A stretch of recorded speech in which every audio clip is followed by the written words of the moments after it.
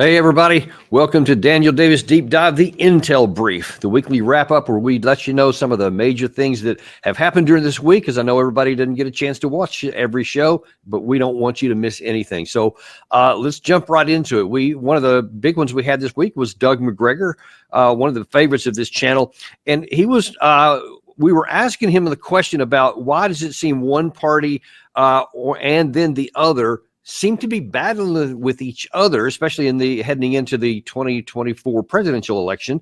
Instead of distinguishing themselves one from the other, they seem to be almost unified on the issue of Israel, and we wondered why that was. Doug gave us his thoughts. It's all about the election. It's all about, I want power. You have different sets of people backing each candidate, but they overlap. And the principal issue right now on the table for money, if you want money for your campaign, is Israel. I will do more for Israel than he will. He will do more for Israel than she will. It's very simple. There's no serious analysis. And by the way, none of these decisions are informed by any interest that the United States has. And what is our interest in the Middle East? Do we have an interest in going to war with virtually all of the countries in the Middle East? Of course not. But that's where we're headed. You know, it just really struck me as we were talking. Then if you look across the landscape, it's not hard to figure out whether you're talking about Kamala Harris, Joe Biden, or Trump. They all want to say how they would really do whatever Israel wants, and we're going to back them for as long as it takes, almost like the same thing they were saying about Ukraine, except this time on Israel, they're all saying the same thing. And the interesting thing here that Doug highlights is, where's the American interest? Why is anyone not talking about the American interest in all this? If there is some compelling American interest that our national security is wrapped up in what's going on with in the Middle East there, then say so plainly. Then we get to decide whether we agree with that or not. That's a second part of that. But so far, there's no discussion about that. No one's talking about whether it's Kamala Harris or Donald Trump. Neither one of them are saying, I want to help Israel because this is what it does for America. Some people want to say, just with a statement like a bumper sticker, well, our interest is their interest. I have heard that, and certainly from a lot of Israelis. They really try hard, some of their senior leaders, to say, this is America. Israel's war is America's war. No, it's not. Israel's interests are not synonymous with American interests. Our interests are actually quite different between the Israelis. And look, when you look at them, and we're going to see some more about this here in just a minute, when you look at what all Israel has put on their plate and what they're committing themselves to, and because of this blanket support, what they're committing us to, this is weakening American national interest and American security, because we continue to just give all of these weapon systems, all of these interceptor missiles, all of this money to Israel, to Ukraine, to Taiwan, in addition. And so on top of all this, these stocks, we can't replace them that fast. We've shown you some specific details from this, actually this week and other weeks as well, is that the amount of ammunition and weapons we can create and generate, even with the increase we've done since the Ukraine war started, is still only marginal compared to what the need is, the outlay.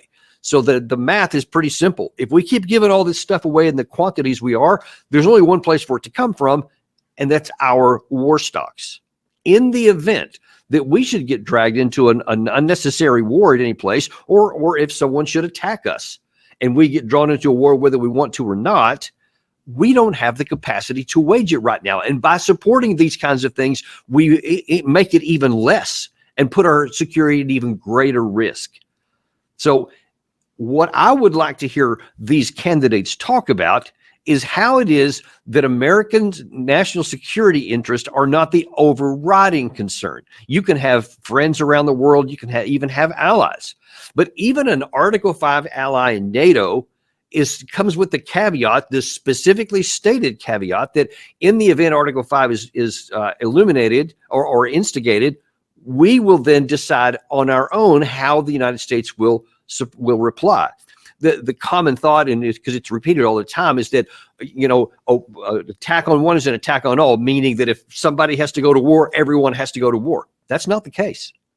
People don't realize that. When you actually read the founding documents and the details of the actual NATO charter, it said each nation's government will decide how they respond to this attack. So we may not provide it with ammunition and weapons, or we may go and fight for them. Any number of things we could do, but that's with a treaty ally. Israel is not a treaty ally. We have agreements that we provide them weapons to help them defend themselves.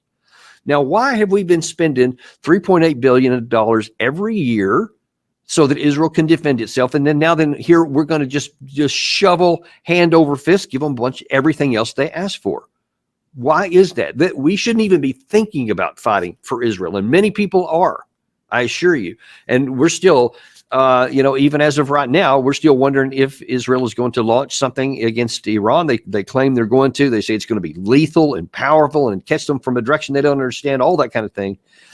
But if the United States gets drawn into that, we will be in a real world of hurt. But we're already, even having not fought yet, our assets are significantly declining in interceptor missiles, stuff we've been firing in the Red Sea, artillery shells, which we continue to give Israel and Ukraine, and long-range missiles too. Just nearly any kind of thing you want to talk about. Lots of different interceptor types of missiles that we have used so far, both with our aircraft and our ships in the Red Sea and in the area, is depleting our resources. You need to understand that. And we need to get back focused on what's important to our country, and then where we have the capacity and the appropriate policies, then we can help others. But if Israel is going down a path that violates our morals and our values as a country, then that should stop as well. That doesn't get any thought these days, but we're putting it on the table here because that is what America's leaders, or those who aspire to be, should be focused on. Next, I want to go to, we're going to stay on the same topic here. Larry Johnson was on the show this week, and he was talking about whether Israel can even fight this 3, 4, or 7 front war that they self-described. Do they have the capacity? In Gaza, Hamas continues to grow and expand. It's reportedly actually able to recruit more people to fight with it. So I don't know how this could be considered a viable strategy to open up now at least a 3-front, possibly 4-front war for Israel, because that means your general staff, they've now got a plan in 2 different theaters, essentially, or 3. None of these armies have infinite planning resources. So, I mean, if you're responsible for planning the operations, where are you going to get the personnel? And this increases the chance that they're going to be sloppy, because you know as well as I do, the staffs, those joint staffs, the people that they're actually sitting there having to do, develop the plans for the J3, for the operations folks. They work 24/7. They don't have a cadre of reserves they can call in, and so when they're having to plan, and when in this kind of planning figures, what units do we need? What kind of support units are going to be required? What are the logistics that are going to be required? How are we going to get those logistics in place? Who's responsible for that? What are the communications? What's the medical evacuation? I mean, it goes on and on and on. You know, you've done that planning yourself. The average citizen doesn't appreciate how detailed and in-depth these are. Well, the Israel's either doing one of 2 things. Either they're conducting some plans for these operations into Gaza and southern Lebanon, or they're not. Which, if they're not, maybe that explains why they've had so much trouble in Gaza. Now, it's important to understand when he's talking about the resources necessary, that means both what Israel has and can produce and what we have and can provide. Now, right now, Israel is fighting an active front against the Houthis in Yemen. It's not a constant thing. It's kind of a sporadic thing, periodic. They sometimes get missiles from Yemen. Sometimes they send airstrikes in the other direction. Uses lots of ordnance, but it's kind of an active open sore really for Israel. Then, of course, they're fighting now over a year in the Gaza Strip against Hamas. And that is also an open bleeding ulcer of a problem for Israel. It's no closer to being solved now than it was a year ago. There is no attainable military objective. They're just fighting and destroying and blowing things up. Talk about where that may be going and why that may be in a minute, because this is all related. The other thing is that there's a lot more fighting in the West Bank. It doesn't get a lot of press in the West, but it's starting to really expand. In the last couple of months, there's gotten even more violence against the Palestinians, especially in the West Bank, from the IDF and the other security forces, and even some of the settlers in there. So that also takes resources. They're, of course, the biggest one right now is that they're fighting in Lebanon against the Hezbollah. And they have undertaken an enormously difficult task that will take at minimum a year and quite possibly longer. And that assumes that they can sustain that level of operations. And that is not a given. The last year they fought in Hamas and Hezbollah against Hamas in the Gaza Strip was a pretty small contained area. This is much, much, much larger. And because it'll be coming on top of this one, it's going to be an even more difficult. So if you don't even put Iran into this conversation here, it's going to be, I don't even see how Israel is going to continue to maintain this. Because I say at least a year, that's at least. It could go a lot longer. We don't know yet just how fierce the Hezbollah side is going to fight. We don't know how hard it's going to be, especially if these other groups start coming in there. There's all kinds of militias from the region and just individual foreign fighters like we saw during my time in Afghanistan and Iraq. We saw lots of foreign fighters come over because that's where the fight was. The enemies of Islam were fighting, and they just like a magnet drew Muslim fighters really from all over the world, especially in the Middle East. I can't imagine anything different than that's going to happen this time against Israel. So we'll continue to see that. But that is all difficult. Now, when you add on the next layer of going after Iran and starting a war that can't be won, you can't win a war with missile strikes. And this seductive thought that you can do to Iran what they did to Hezbollah by taking out the leader, and that's going to cause the war to end. Just look at what happened with the shot to Nasrallah. And then I think at least two of the next two leaders that were allegedly at the top have also already been taken out. And then a ton of their top generals have been taken out. Has that caused Hezbollah to fall apart?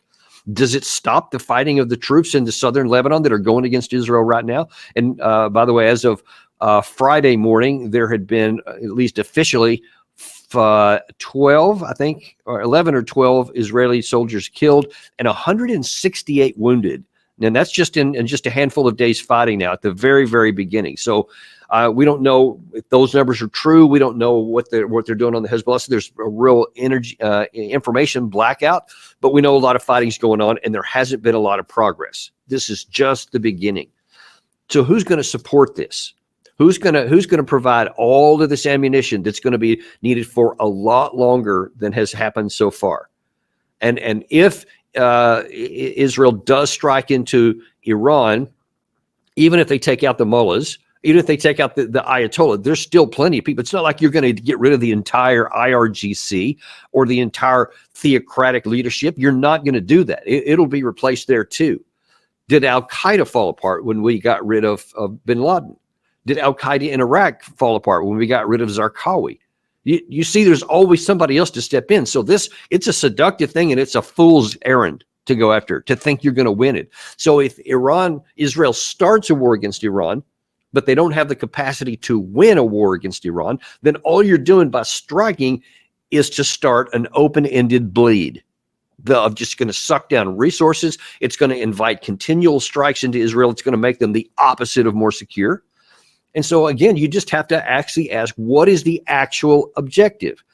Now, more evidence is starting to pile up, and more public statements are starting to come out, like from Smotrich, one of the cabinet member officials in Netanyahu's government this week, said that, we want actually part of Lebanon, part of Syria, and certainly more of the territory that we've already gotten so far. And by some other Israelis, they're saying that even parts of Iraq and Iran. So they actually want a whole part of it, and Egypt too.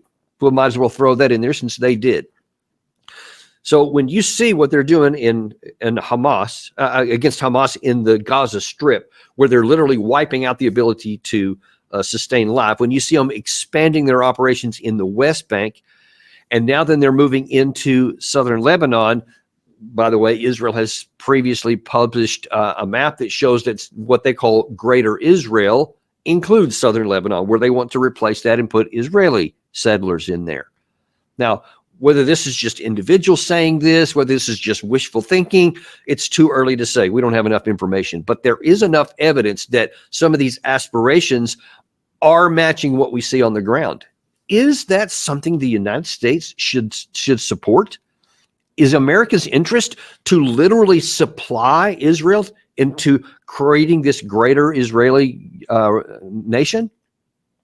If that's what Israel wants to do and it wants to pay the price for that, I strongly argue against it, because it's not good for them, and it would be catastrophic for the region, because it would almost certainly cause a major region-wide war. Not just whether the U.S. could get dragged into it, but if these other nations could also get dragged. And I guarantee you, whether it's Jordan or Syria or Iraq or Egypt, they're not going to be passive if Israel starts moving into their territory at some point in the future. They're at some point going to take some action. So this is a fool's game if they think they're going to get that done. It is time for the Americans to say, that's it. I don't care about political party. I don't care about ideology. I don't care about what anybody thinks. This is bad for our country. We don't have the capacity to do it, and we are not going to put American national security at risk to give you the ammunition to do something that violates every tenet that we claim to believe in. That's what should happen. We'll see what does. And one of the risks of that was also expanded upon on another show we did this week by former British member of Parliament, George Galloway, when he talked about, is World War III on the horizon? We are looking down the barrel of World War III, not in one theater, but in two theaters, with a third one, the South China Sea, the Straits of Taiwan, looming just over the horizon. And we're no longer in a position to dictate terms to other people, to send gunboats up the Yangtze, to tell them what they have to do. We were that empire. You were that empire. But neither of us is that empire anymore. And so we're going to have to learn to avoid these zero-sum games. We're going to have to learn to realize that win-win outcomes of negotiations are what we need to be seeking. We are no longer the policeman of the world. Well, we've long ceased to be. But I've got news for McCormack. So have you ceased to be, as is being proved on the battlefields of the Ukraine, and as probably very shortly will be proved in the Persian Gulf and in the Levant. You know, a lot of people are kind of loose and easy with this. You know, we're heading to World War III. A lot of people want to scare people by making those claims. But there is starting to be some real justification for these. This is not empty threats or rhetoric.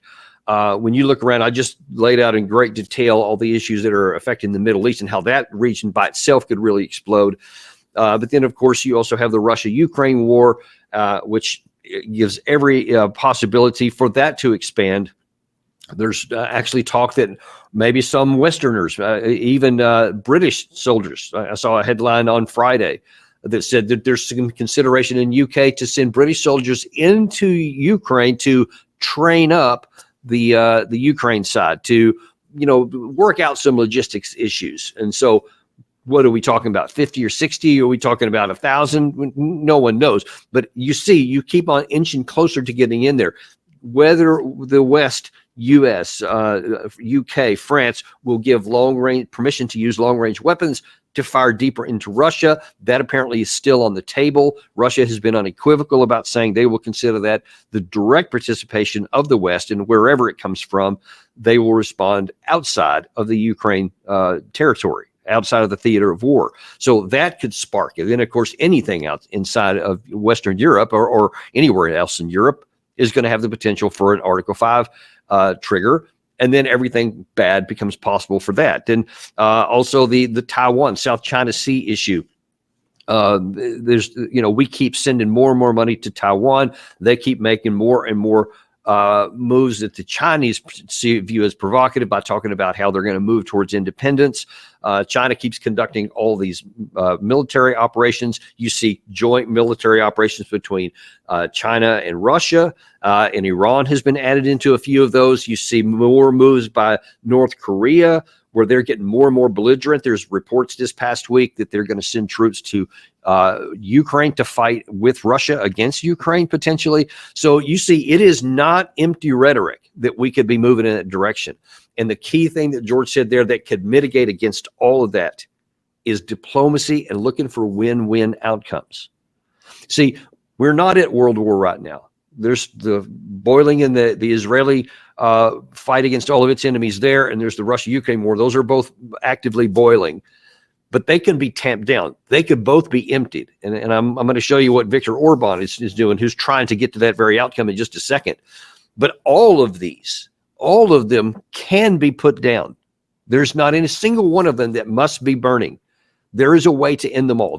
Especially the Russia-Ukraine war, as long as it's gone, an end is going to be very difficult to get, but it can be found. What I can tell you with a lot of confidence is that to avoid looking for a win-win, because to say the situation that Russia can't have a win, Lebanon can't have a win, Hamas can't have, and all of the enemies, no one can have a win. It has to be a win-lose. As long as you do that, you're guaranteeing and giving every reason for the opposition not to have a negotiated settlement. Understand that. If your objective is to have peace and security, you will not get it trying to achieve a military victory. All you're going to do is create more enemies and increase the incentive of those who are arrayed against you to fight harder. You can't kill everybody that you don't like. It just doesn't work. Aside from being unethical and immoral, it doesn't work. All you do is harm yourself. You harm your own interests. And right now, if we were to, as the West, to embark upon a new movement in diplomacy where we're going to get back to what we periodically have done well, and that's effective diplomacy and negotiations, to where let's sit down and talk even with those people we don't like, even with those people we hate. Let's have a discussion. Is there any room to have any kind of common ground here that we can start from anywhere and then try to branch out to that to lower the chances that anyone has to be killed anywhere? If you did a win-win type situation right now, you could bring the Russia-Ukraine war, you could end the fighting almost immediately. Almost overnight, you could end the fighting. And then it would take a long, long time, many months, possibly even years, to come to an actual negotiated end to the fighting. But it is possible. Same thing in the Middle East. But Israel has no interest whatsoever in ending the fighting. They do want a military success. So there's not even the concept of win-win. They won't even entertain the possibility. They want win destruction. So that's off the table there. And of course, we should do the same thing in the Indo-Pacific area. It's also plenty of room for negotiated settlement to lower those temperatures so that one doesn't even blow up. But if we continue going down the path of letting Israel do what I just described there and supporting it, physically giving them the wherewithal to have that horrific kind of mentality, and if we keep on having this same thing that we have in the Russia-Ukraine war, we're going to get World War III. And there are many nations that have nuclear weapons right now. And if we keep going far enough, we'll compel and force Iran into a place where it creates nuclear weapons, and we'll add another point of instability there. That's how serious this is right now. So the last thing I want to show you here is a discussion at the European Parliament that happened a couple of days ago, where there was an interesting engagement and speech, a dueling speeches between Ursula von der Leyen, the president of the European Union, and Viktor Orban, who is the leader of Hungary, but he's acting as the leader of the rotating presidency of the European Union itself. Now, Ursula von der Leyen is going to say, hey, she's going to think in these black and white terms that are of her preference. If you talk about peace, some people confuse peace with surrender because she thinks that's the only way to get there. Apparently, she didn't study the George Galloway win-win proposition. She thinks it has to be our way or no way. So in the comments that you're going to hear from her, I want you to pay attention for one thing, because it's not going to be readily apparent from this clip.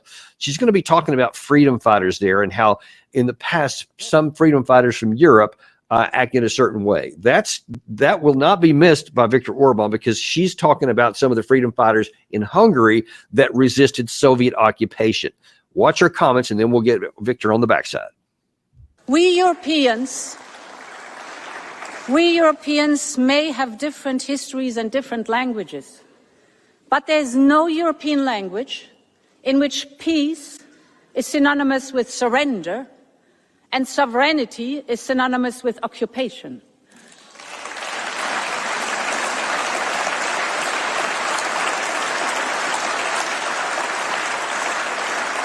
The people of Ukraine are freedom fighters, just like the heroes that freed Central and Eastern Europe from Soviet rule. And there's only one path to achieve a just peace for Ukraine and for Europe. We must continue to empower Ukraine's resistance with political, financial, and military support. So, we are making Russia pay for the damage it caused, and we will stand with Ukraine through this winter and for as long as it takes. You know, if she made that comment in, I don't know, the summer of 2022, maybe even the fall, actually, yeah, including even the fall, especially after Ukraine had what's almost certainly going to go down as its two signature victories, where they forced Russia out of the Kherson area, physically to abandon Kherson city, and then out of the Kharkiv region, where the thousands of square kilometers of territory were surrendered by Russian after the Ukraine side had forced them out. If she'd have made that comment there, then you might have forgiven her for saying, well, I can understand your exuberance, and it's some plausibility there. I did argue at the time that it wasn't logical, because when you look at the sum total of the massive amount of capacity that the Russian side had, and at the very limited amount of capacity that the Ukraine side, along with all of its partners, had, it still didn't make any sense, because you just can't win against that. The resources and the inputs are just so far out of balance that it doesn't make any sense. And it would have been a really smart thing for Europe to get behind a desire to have a negotiated settlement then at the best terms they probably would ever have gotten for Ukraine, because Russia was hurting. In fact, they were hurting so bad, they were apparently given serious consideration to using tactical nuclear weapons. That's been revealed by former CIA director, or I'm sorry, current CIA director, former diplomat Burns, not long ago. So we know that was serious there. But that's not when this speech was made. This is made right now, when this is after the disastrous 2023, the whole year where Ukraine tried to have an offensive against Russia, and it was a disastrous, complete and utter failure in every category. Russia had built 5 defensive lines and were ready to have a defense in depth, etc. Ukraine didn't even get past the first one. And now everything that even the little they got up to get up that line is now lost. All of the last 12 full months has been nothing but a relentless Russian onslaught. It hasn't been huge and big, though there have been some significant increases in the pace of the territorial acquisitions in the last month and a half, but it still has been comparatively slow, like from, say, World War II side, where there's a lot bigger movements that went on. There is no path to victory for Ukraine. None. There is no manpower for Ukraine to ever reverse this situation. There is not the capacity. I've already talked to you about the limitations the U.S. already has for what we've given away. We just don't have a lot of stuff to give, nor does any other country in the West. So when she's talking all this brash stuff about we're going to stay with them because it sounds really emphatic, and she got all these applause and yay, we love those sentiments. But if it's not anchored to reality, if you don't actually have the capacity to give them the massive, massive amount of equipment that would be necessary, and ammunition and arms and all that, and if Ukraine doesn't have this substantial manpower that would be necessary to use all of this stuff.